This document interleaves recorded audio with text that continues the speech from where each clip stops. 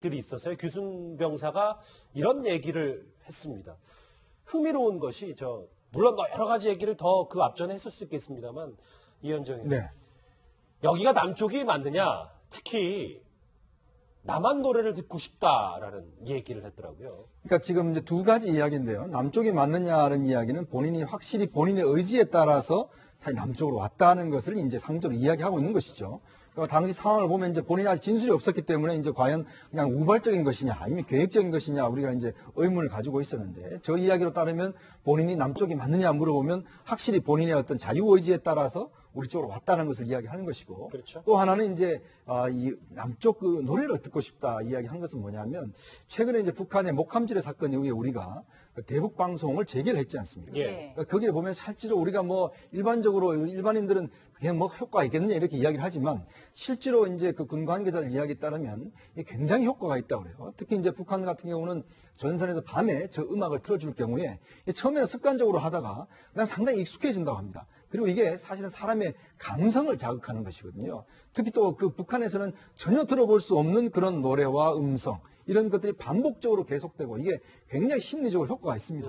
그렇기 때문에 우리가 저 대북 방송을 예전부터 계속해야 된다고 주장한 게 뭐냐면 우리가 가질 수 있는 비대칭적인 전력 중에서 가장 그래도 효과가 있는 것이 바로 저 대북 방송이었거든요. 예. 그래서 아마 이 그 귀순 용사 같은 경우도 이게 노래를 듣고 싶다 한 이유도 사실 그 남쪽에 대한 동경, 그 다음에 이제 그동안 계속적으로 무엇이 들어왔던 것에 대한 이제 향수 이런 것들이 상당히 작용했지 않을까 예상을 해봅니다. 예, 김 대표님 말씀처럼 사실 사경을 헤매다가 딱 깨어난 순간 남쪽이 맞는지 확인을 하고 또 남한의 노래가 듣고 싶다고 얘기할 정도면 상당한 남한에 대한 동경이 있었다, 우리나라에 대한 동경이 강했다 이렇게 봐야겠죠.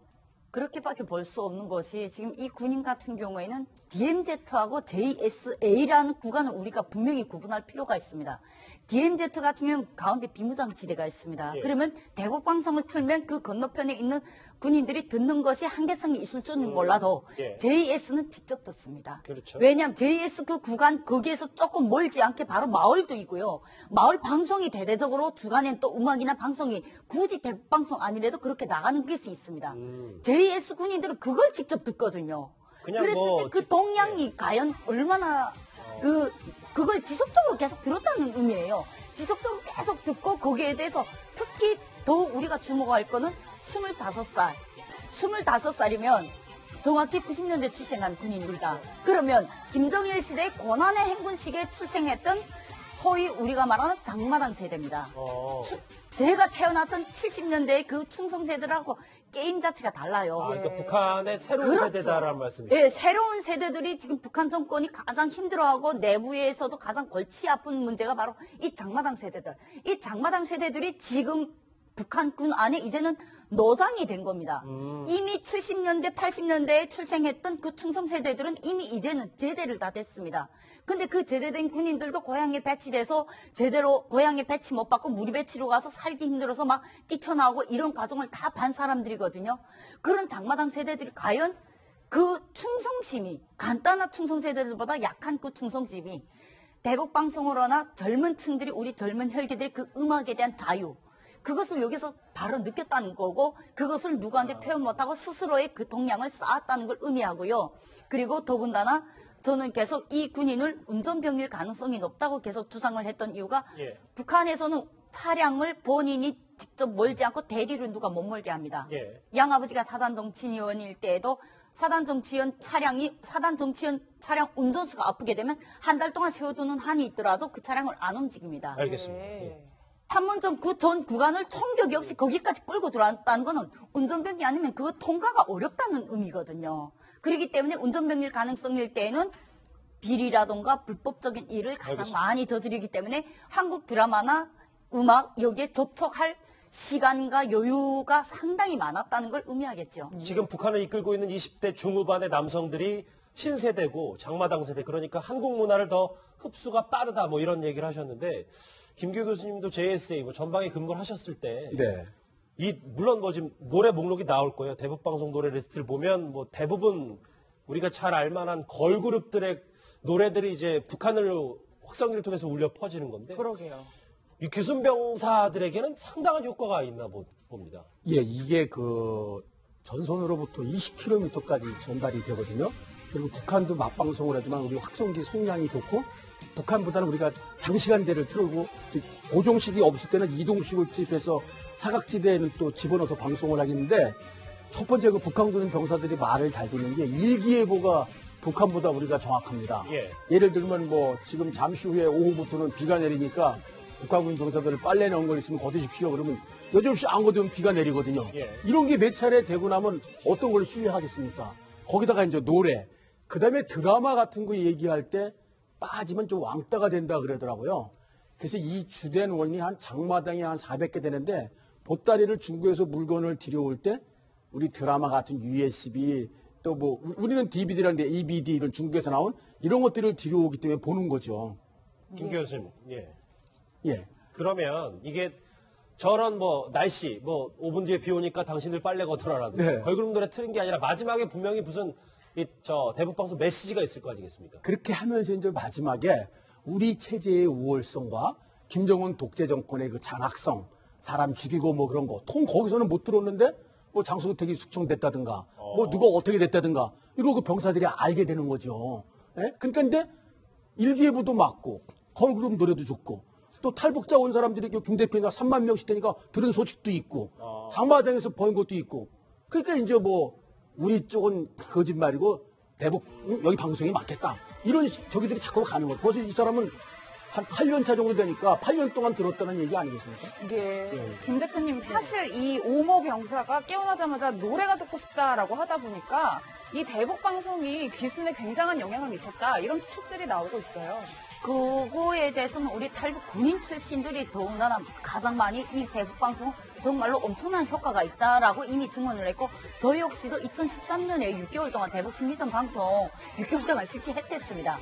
그러면 한국 군인 여군하고 저하고 해서 같은 여군들끼리 여군으로서의 군사복무할 때 서로의 생활 환경, 내가 당한 고통하고 그분들이 지금 받고 있는 혜택 비교 자체가 안 될 만큼 천당과 지옥을 비교하는 상황이 나오거든요. 예. 그러면 북한군 병사들에게 자 오늘은 날씨 어떻죠? 이런 날에는 우리는 어디 가서 뭘 먹는데 한국 군인들은 여기에서 이걸 먹는데요. 오늘 아침에 이 친구들은 지금 우유하고 사과를 먹었대요. 이러면 그 한겨울에 사과를 먹었다 하면 이 사람들은 그 방송을 들을 때 나는 사투리가 지금 아직도 그대로 있지 않습니까? 그러니까 한국 분들이 아무리 가짜를 내세운다 해도 사투리 모방은 힘들다니까 그들도 알거든요. 예. 그렇기 때문에 북한군의 사투리, 북한군에서 화국간 어디에 가면 뭐가 있었고 우리 이럴 때는 어디 숨어서 뭘 했죠? 이럴 때는 어디 가서 뭘 가져왔죠? 이런 얘기를 디테일하게 얘기하면 믿을 수밖에 없다는 것이요. 그러한 대북 방송이 정말로 최전방에 있는 1군단, 2군단, 4군단, 5군단 같은 최전방 부대들,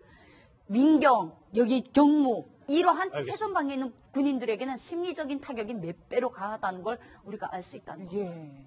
자가호흡을 시작하고 깨어나자마자 남쪽 노래, 남한 노래가 듣고 싶다고 했기 때문에 이 귀순병 배경에 이 가능성도 있을 수 있겠다라는 생각이 드는데요. 태영호 공사의 과거 발언 한번 듣고 오겠습니다.